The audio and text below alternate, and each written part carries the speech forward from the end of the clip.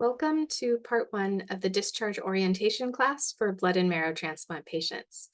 This class is for patients and caregivers who are preparing to leave their team in the blood and marrow transplant clinic to return home. I'm Danae Davis, one of the long-term follow-up nurses. In this class, we'll talk about what the long-term follow-up program is and how it can be helpful for you and your local healthcare providers. We'll talk about risks and concerns after transplant and what you should look for in the first year. And we'll talk about ways you can keep yourself safe and healthy. There is a second part to this class about chronic graft versus host disease for allogeneic transplant patients only. First, we'll review the long-term follow-up program. You will soon be discharged from your current transplant team, and your local healthcare providers at home will then be in charge of your care with refilling your medications and monitoring your labs and symptoms. Our long-term follow-up program, or LTFU for short, is here to support you and your local healthcare providers for as long as you need us. The LTFU program has been around for about 40 years, and we currently have about 6,600 transplant survivors out in the world that we keep in touch with. Many years ago, when our transplant program began, it became apparent that transplant survivors have different recovery issues than other cancer survivors, such as graft versus host disease and the need to repeat childhood vaccines. So this program has grown to support you, to help your local healthcare providers who may or may not have much experience with transplant survivors, and to help improve the transplant experience. We are continuously learning from our transplant survivors ways to help those just starting their transplant journey. There are three parts to long-term follow-up: clinic, telemedicine, and research. In clinic, allogeneic transplant patients are seen as needed to assess graft versus host disease. In telemedicine, autologous and allogeneic patients and their local healthcare providers can call or email the telemedicine service with questions relating to transplant. And the research group sends yearly questionnaires to transplant survivors and reviews medical records to collect data on how our survivors are doing. These questionnaires are optional, but are so very useful. Each year, there are different specific questions, such as about fatigue or return to work, and the research group sends some of these results back to survivors. It can be really helpful to hear how you are doing compared to some of your peers after transplant. Autologous transplant patients will have their yearly post-transplant evaluations with their local oncologist. When you leave your current transplant team, a summary of what follow-up testing is recommended after transplant will be given to you and your local oncologist. We ask that allogeneic transplant patients return to be seen in person by long-term follow-up for their 1-year post-transplant evaluation, because this includes an in-depth graft versus host disease assessment. We can offer a lot of advice over phone and email, but that doesn't replace a hands-on graft versus host disease assessment. Some allogeneic transplant patients will also be asked to return for periodic graft versus host disease assessments. These LTFU appointments fill up well in advance, so please call long-term follow-up to schedule this at least 3 months before your 1-year anniversary. Our telemedicine service is available for autologous and allogeneic transplant patients and their local healthcare providers. If you have an issue you think is related to your transplant, you or your provider can contact us at any time. Here's a look at the process when you or your local healthcare providers contact long-term follow-up telemedicine. Our patient care coordinators take the initial call, email, fax, or my chart message, and if they can't answer the question, they forward it to the nurses. The nurse will take the time to review your chart before returning the call. The nurses answer the most urgent calls first, but try to get back to all patient calls within 2 business days. If your question is not urgent, but is time sensitive, please let the patient care coordinator know when you call initially. For example, you have a dentist appointment tomorrow and want to know about any needed precautions. If you are not feeling well, please contact your local healthcare providers at home and use their triage system. They're the ones that will be seeing you in person and ordering any needed tests or medications. Long-term follow-up telemedicine can make recommendations for your local providers to consider when treating you. If the nurse can't answer your question, we review it with our attending physician. The nurses might need to gather more information before this can happen, such as recent progress notes or lab results from your local providers, or emailed photos from you if there is a rash or if there are mouth changes that we need to see. After reviewing with the long-term follow-up attending, the nurse then notifies you or the local healthcare provider of the attending's recommendations. And this is advice for your local healthcare providers to implement based on their assessment of you, since they'll be in charge of your care.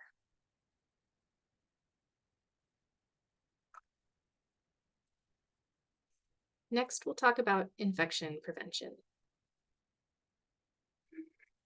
Transplant survivors have impaired immune systems early after transplant. Without confounding factors like chemotherapy and ongoing immune suppression, it takes about 6 to 12 months for the immune system to mature after an autologous transplant and 12 months after an allogeneic transplant. And this is a gradual recovery process. As you enter the next phase of transplant, we'll ask you to continue some of the infection prevention strategies you've learned, but this is also a time to start to loosen restrictions. Continue to avoid people that have active infection symptoms. Continue to avoid crowds. Continue to practice good hand hygiene. When respiratory viruses are still at high levels in the community, continue to wear a mask. It is okay to have houseplants, but do not water, trim, or change the soil yourself. It is okay to visit friends and family with plants and pets in their home. It is okay to travel. Some of you may need to travel far to get home, and there are many ways to try to make this travel safer. You can ask the gate attendants if you can board the plane early to avoid the crowd in the terminal. Bring disinfecting wipes and clean your seat and the surrounding areas. And wear a well-fitting mask and practice good hand hygiene, especially when respiratory viruses are still at high levels in the community. If you have an activity you'd like to do and wonder if it is safe, these are the questions we would ask to help judge how safe it is. How far out are you from transplant? The further out from transplant you are, the less risk there will likely be. And how much risk is there in this activity? Do you want to go to an event with a lot of people and you can't be sure they'll all be infection-free? How easily can you remove yourself? How much control do you have over the activity? If you're going to a child's concert, perhaps you sit in the back row near the door so that you can leave easily if you feel unsafe. Are you on any medications that increase your risk for infection? Immune suppression medications and chemotherapy will increase your risk for infection, even if you are further out from transplant.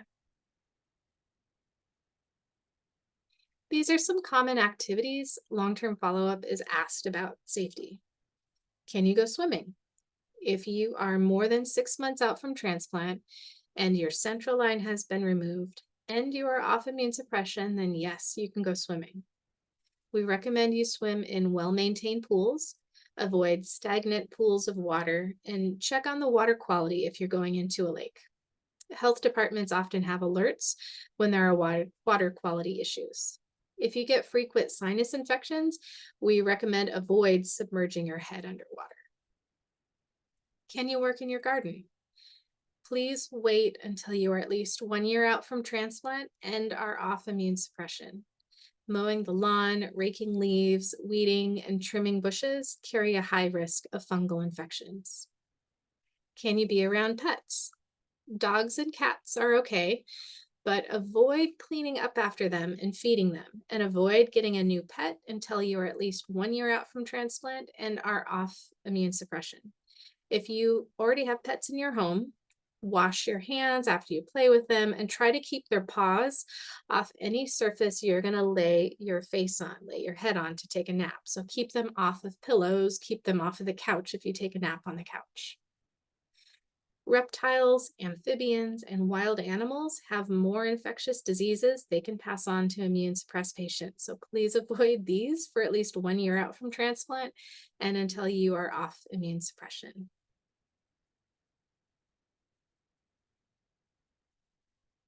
Our infectious disease providers have created these grids of the most common infection control questions, which gives a time point on when the activity is safe.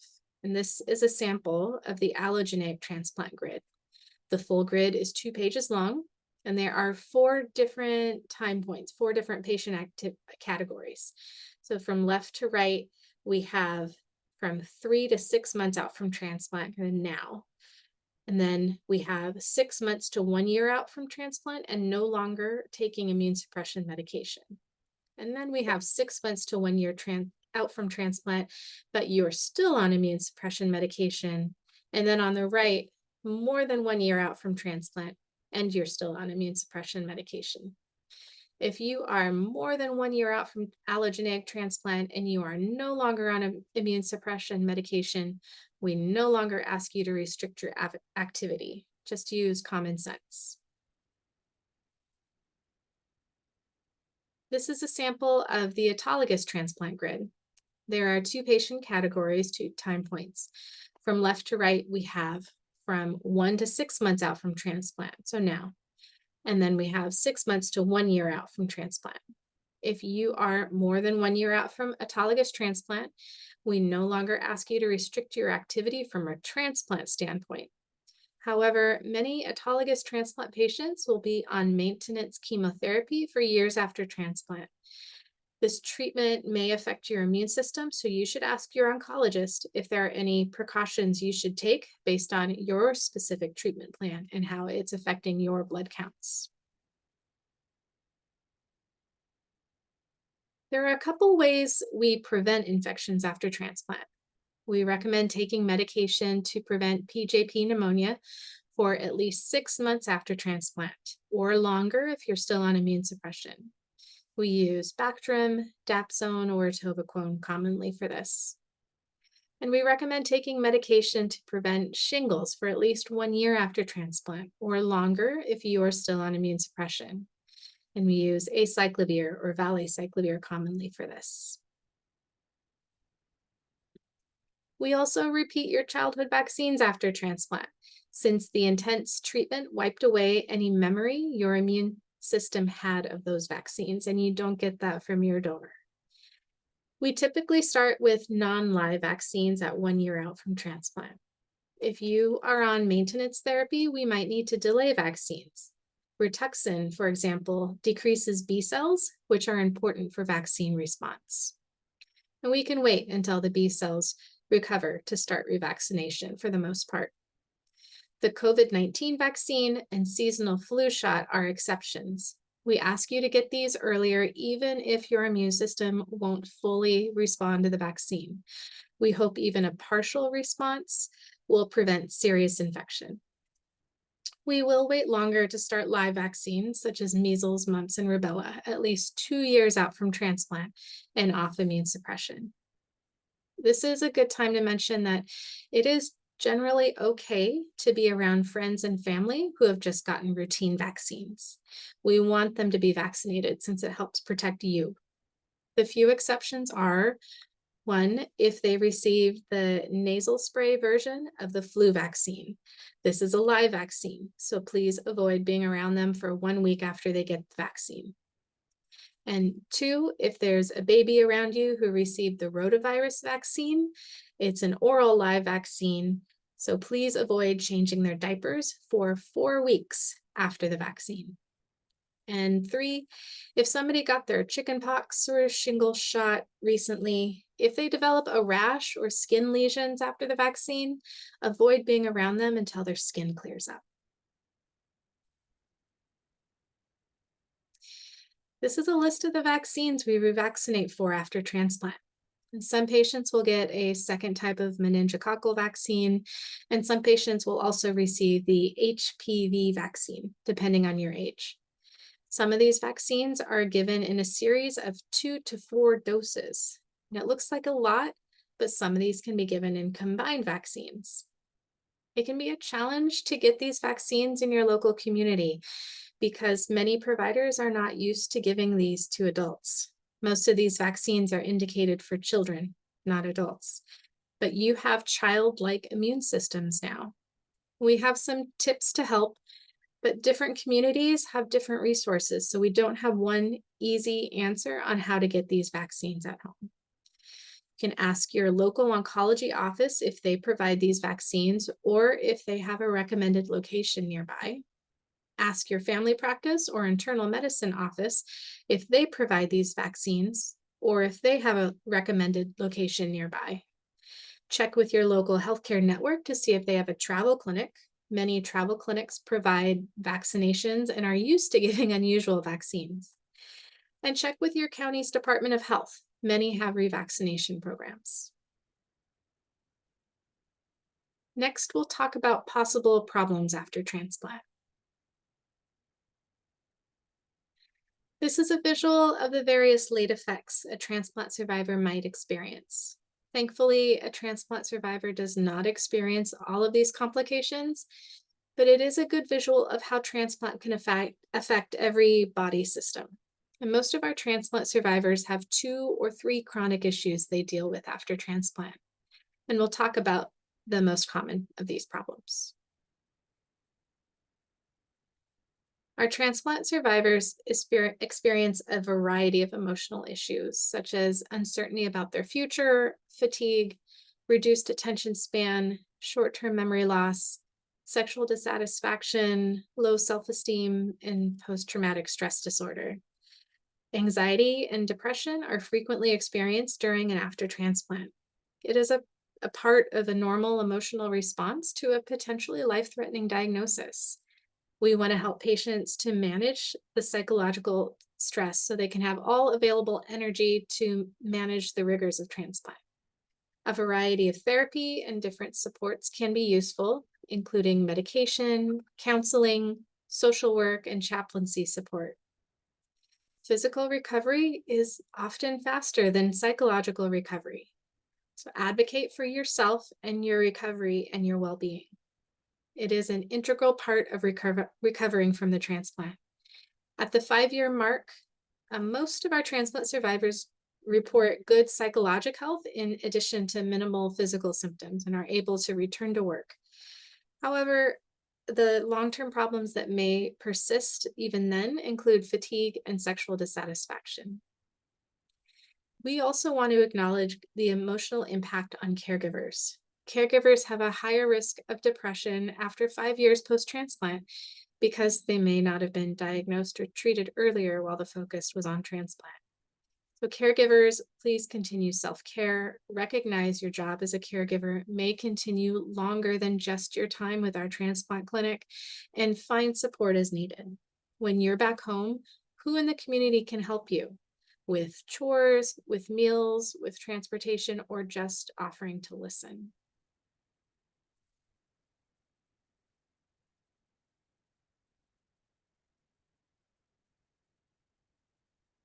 These are excellent transplant-specific resources online. These organizations know transplant. They offer support groups for patients and for caregivers, such as one-on-one counseling and peer-to-peer support. Hearing what your peers are dealing with and how they dealt with post-transplant issues that might be similar to you can be a very helpful perspective. Dry mouth and dry eyes are common problems after transplant due to medication side effects, radiation, or graft versus host disease. When you have a dry mouth, you have a higher risk of developing cavities. So you should have good oral hygiene habits and should be seeing your dentist every 6 months for an evaluation. However, we recommend avoiding elective dental procedures in the first 6 months after transplant or while you're still on immune suppression. There's a risk of transferring bacteria from your gums into the bloodstream during procedures. If urgent dental work is needed, call long-term follow-up. We might recommend antibiotics or other practices like oral rinses and high-flow suction to help minimize infection risk. Keeping your eyes moist is important to keep the eyes from being damaged. You might need artificial tears to help keep the eye surface moist. Patients that received head radiation or total body irradiation with their transplant or have had long courses of steroids have a higher risk of developing cataracts, which are films on the surface of your eye, and it makes it hard to see. And these are routinely removed with surgery nowadays. Your vision will likely change in the first year after transplant, so you might want to wait to get a new vision prescription for glasses or contacts until 1 year after transplant. Of course, if your vision is impaired to the point where it's affecting your activity, you should revisit this sooner. Fatigue is the most common long-standing complaint after transplant, and there is no magic cure. It needs regular, moderate exercise, good nutrition, and time to rebuild muscle mass and exercise tolerance after transplant. Most of our transplant patients' fertility and sexuality are impacted by transplant in one or more ways. Those who are in their childbearing years usually become infertile as a result of the conditioning therapy, the chemotherapy, and the radiation. We do have a handful of younger patients who have unexpectedly recovered their fertility and have gone on to have successful pregnancies and births, but it is uncommon. If female transplant survivors become pregnant, the risk of preterm labor is higher if they had total body irradiation or chronic skin graft versus host disease that caused sclerosis. Sexuality is potentially impacted in many ways. Hormones are almost always interrupted because of the toxic effects of chemotherapy and radiation. Testosterone levels often recover after a year or two, but not always. Most women go into menopause as a result of the conditioning therapy. Changes to the sexual organs caused by these hormonal decreases include dryness and thinning of the vaginal tissues and erectile dysfunction. Some medications can impact the desire negatively, and they can also affect body image. For example, long-term steroid use can have a significant effect on one's appearance.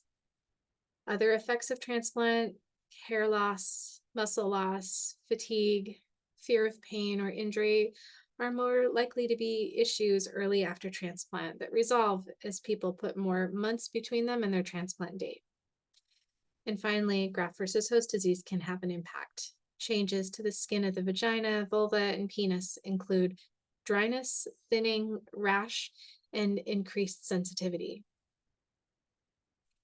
Our transplant survivors have an increased risk of cardiovascular events compared to the general population. Prednisone and calcineurin inhibitors such as cyclosporin and tacrolimus increase this risk. Metabolic syndrome itself is a cluster of conditions that increase the risk of heart disease, stroke, and type 2 diabetes. And these clustered conditions include higher blood pressure, higher blood sugar, excess body fat around the waist, and abnormal cholesterol and triglyceride levels. And this is more common in our transplant survivors than in their healthy siblings.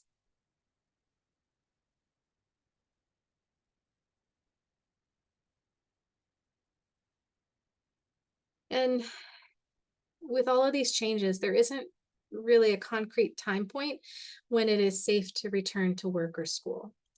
Safety depends on how your immune system is recovering and what kind of environment you work in. Immune system recovery varies by type of transplant and maintenance therapies. If you are going to be on maintenance therapy after transplant, this is common for multiple myeloma, for example, talk to your oncologist about how immune suppressed you will be on that specific treatment. Mental and physical fatigue are also major factors in deciding when to return to work. It is often a good idea for students and teachers to stay out of in-person school for 1 year, at which point they'll likely start their vaccines. If you work from home, or you can control who you interact with at work by closing your office door or telling your coworkers to avoid being around you if they are ill, perhaps you can go back to work earlier. If you can start by working partial days, that may be a way to get around the mental fatigue. It is also helpful for your workplace to understand your situation and to know that you will very likely need to take more sick days than usual. You will have medical appointments to go to, and if you do get a cold or flu, it will take longer for you to recover.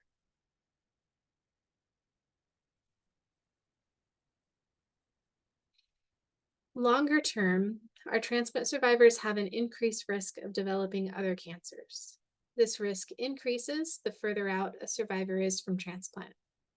The most common sites of these cancers are skin, oral, breast, and thyroid. So we recommend staying current on age-appropriate cancer screening for the rest of your lives.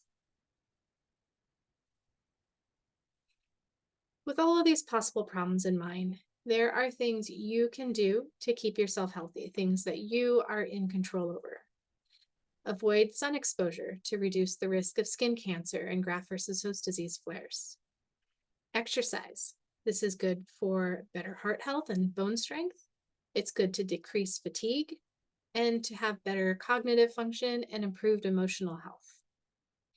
Eat a healthy diet for heart and bone health to manage cholesterol, blood sugar, and blood pressure. Don't smoke. This decreases the risk of new cancers and increases heart, bone, and lung health by not smoking. Keep up with health screening, annual cardiac, cancer, and late effect screening. Find and use your support systems, your family, your friends, your neighbors, your other community resources.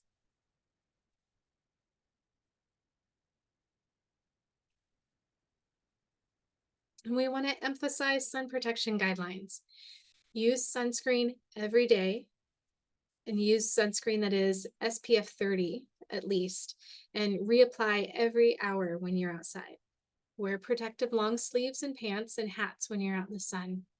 Try to avoid being outside too long during peak sun exposure times, so take your walks early in the day or later in the day.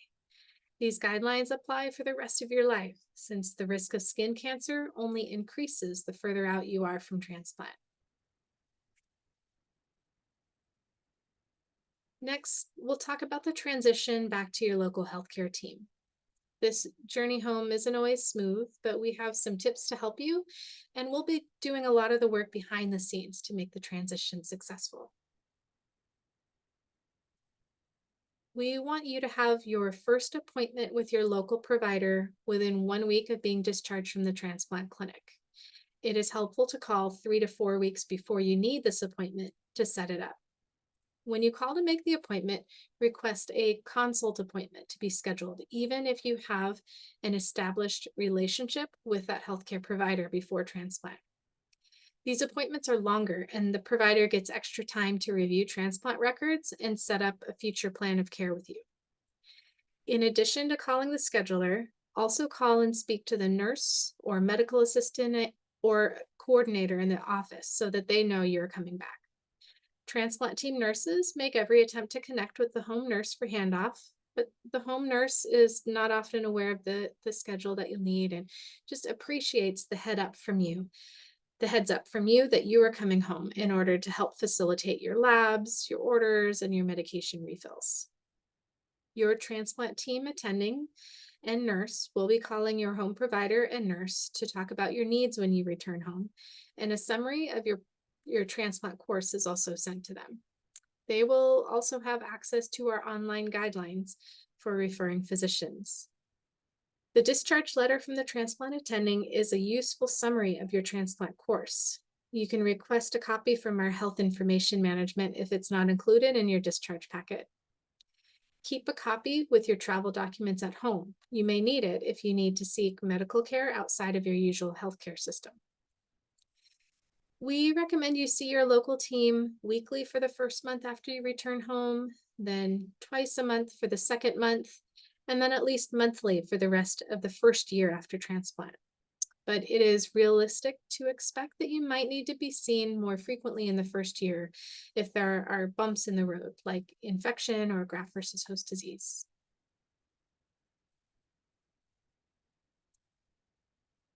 After you discharge from your transplant team, Long-term follow-up will be available through phone, email, or through MyChart. And MyChart is also used by other care member teams at the UW and Fred Hutch system. You will still be able to view and access your labs and results from your transplant. MyChart has a lot of functions, and you can message long-term follow-up with questions, but to schedule appointments, it is more efficient to call us. After you discharge from your transplant team, your local oncologist will be in charge of your medication refills. It will look like you can request a refill from your transplant providers in MyChart, but they are going to ask that you do this through your local provider. You can transfer the remaining medication refills that are available at our pharmacy to your home pharmacy. Ask the Fred Hutch pharmacy on how to do this. This is a clip from our website. It has many resources for both you and your local healthcare providers, including the long-term follow-up guidelines for referring providers and patient and caregiver FAQs. There are also many great resources outside of our system too. In particular, BMT InfoNet, Be the Match, and Leukemia and Lymphoma Society have great support groups for patients and caregivers, and they have peer-to-peer connection programs.